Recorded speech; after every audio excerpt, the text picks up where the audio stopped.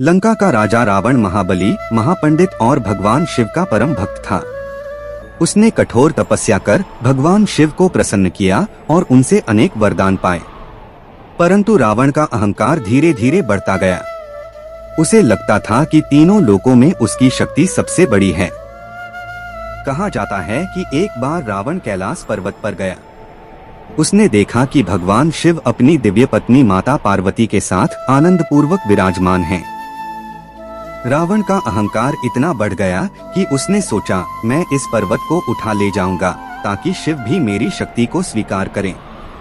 रावण ने अपने 20 भुजाओं से कैलाश पर्वत को उठाना शुरू किया।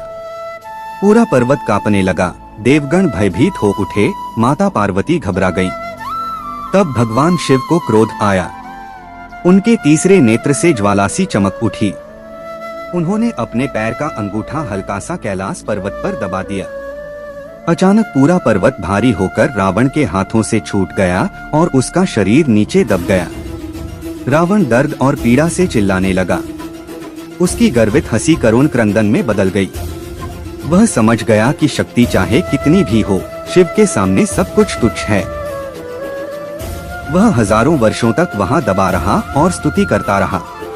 अंत में उसने शिव तांडव स्तोत्र की रचना की। भगवान शिव का क्रोध शांत हुआ और उन्होंने रावण को क्षमा कर दिया। इस कथा से पता चलता है कि भगवान शिव का गुस्सा कितना भयंकर और संहारक हो सकता है। उनके सामने सबसे बलवान भी तिनके समान हो जाता है।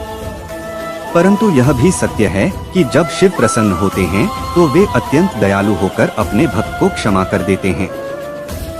इस घटना के बाद रावण का अहंकार कुछ समय के लिए टूट गया और उसने भगवान शिव को सच्चे हृदय से अपना आराध्य स्वीकार किया। लेकिन जब उसका अहंकार फिर बढ़ा तो अंततः उसका संहार श्री राम के हाथों हुआ।